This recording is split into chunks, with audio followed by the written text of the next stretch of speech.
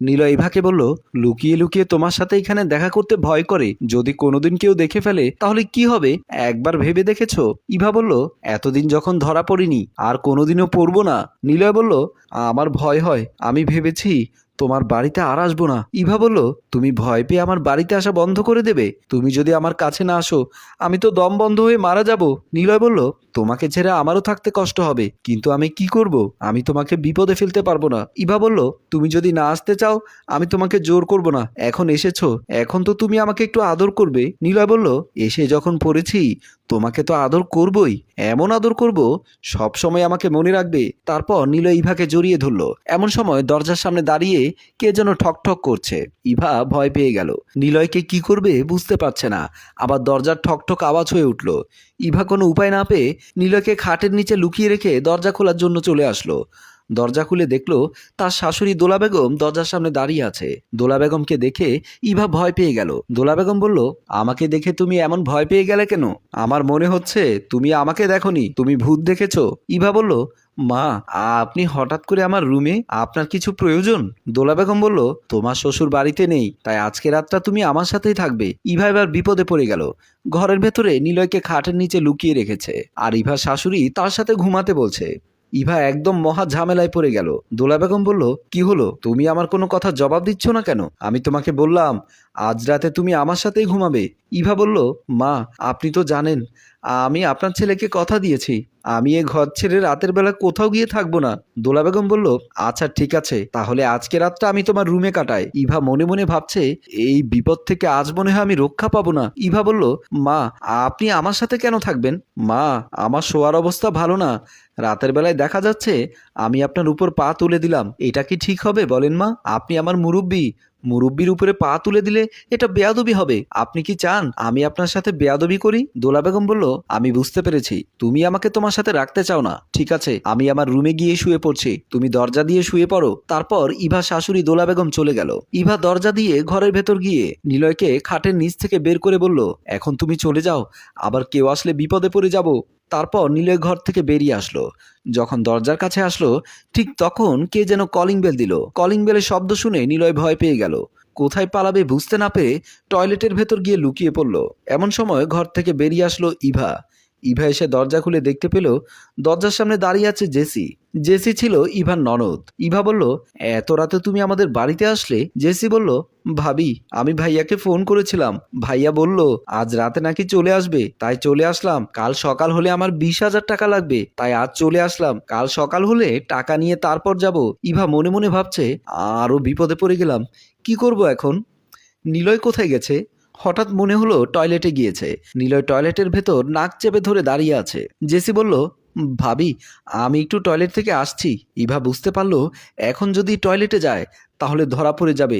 ইভা বলল, তুমি আমার রুমে আসো, আমার রুমে কেউ নেই। জেসি বলল, ভাবি, তোমার ওই কমোড বাথরুমে আমি বসতে পারি না, আমার এই বাথরুম ব্যবহার করতেই ভালো লাগে। ইভা বুঝতে পারলো জেসি এই বাথরুমে যাবে। আর কোনো উপায় না পেয়ে জোর করে জেসিকে ধরে ঘরের ভেতর চলে গেল। আর এদিকে নিলয় বাথরুম থেকে বের হয়ে চলে গেল।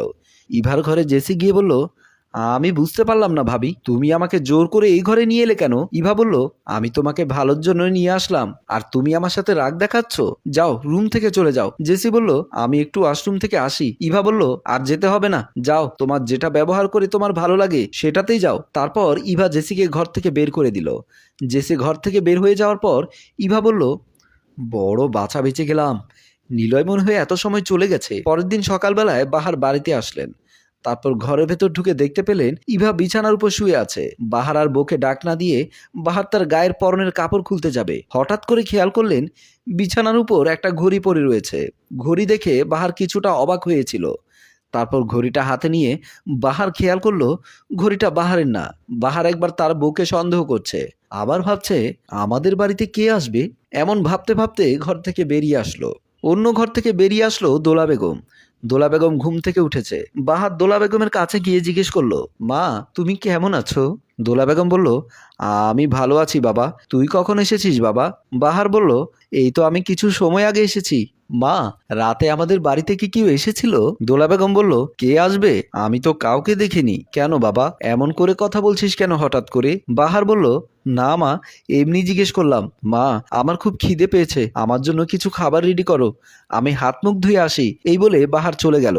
দোলা বেগম রুমে চলে গেল। সেদিন রাতে আমি খাবার খেয়ে বিছানার উপর শুয়েছিলাম। পাশেই শুয়েছিল আমার বউ। আমার বউকে দেখে মন খারাপ মনে হচ্ছে। আমি বুঝতে পারলাম হয়তো আমি আজ ঘরে থাকার কারণে ইভার মন খারাপ। ইভা আমাকে বলল, তুমি ঘুমিয়ে পড়ছো না কেন? কাল সকাল হলেই তো অফিসের কাজের জন্য বাড়ির বাইরে চলে যাবে। আমি বললাম, আমি কয়দিনের জন্য অফিস থেকে ছুটি নিয়ে নেব। এমন সময় আমার মোবাইলে একটা ফোন আসলো।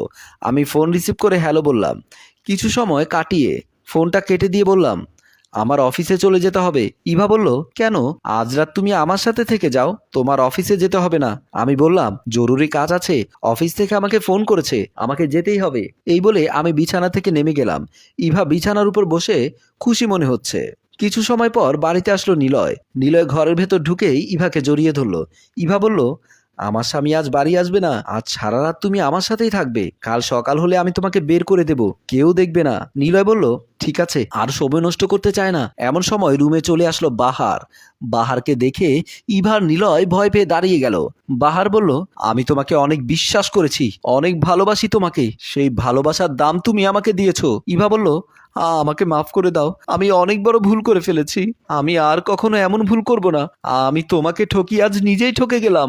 বাহার বলল, আমি যখন এই ঘরে একটা ঘড়ি পেয়েছিলাম তখনই আমি বুঝতে পেরেছিলাম তুমি কারো সাথে সম্পর্ক শুরু করেছো। তাই আমি অফিসের নাম করে একটু ঘরের বাইরে গিয়েছিলাম। আমার মা বাবা তোমাকে কত ভালোবাসে তা তুমি জানো। আমার মা আমাকে বলে আমি যেন তোমাকে কষ্ট না দেই, আমি যেন সব সময় তোমাকে ভালোবাসি। আমি যদি তোমাকে কষ্ট দেই তাহলে মা আমাকে মাফ করবেন না। ইভা বলল, আমি মায়ের পায়ে পড়ে মাফ চেয়ে নেব, তুমি আমাকে মাফ করে দাও বাহার। বাহার বলল, এই ব্যাপার নিয়ে তুমি মায়ের কাছে মাফ চাইতে পারবে, মায়ের সামনে মাথা উঁচু করে দাঁড়াতে পারবে না। আমি তোমাকে মায়ের কাছে ছোট করতে পারবো না, আমি তোমাকে কখনো ছেড়ে দেব না, কিন্তু আমার মনটা তুমি আর পাবে না। আজ থেকে আমি শুধু তোমার সাথে ভালোবাসার নাটক করে যাব, আমার ভালোবাসা তুমি আর কখনোই পাবে না। এ কথা বলে বাহার রুম থেকে বের হয়ে গেল। ইভা নিলয় মাথা নিচু করে দাঁড়িয়ে রইল। ইভা ইচ্ছা করলে নিজের জীবন সুন্দর করে সাজাতে পারতেন। একটু ভুলের কারণে ইভার সংসার শেষ হয়ে গেল। সম্মানিত ভিউয়ার্স, গল্পটি আপনাদের কেমন লেগেছে? যদি ভালো লাগে লাইক কমেন্ট শেয়ার করে পাশেই থাকুন। ধন্যবাদ।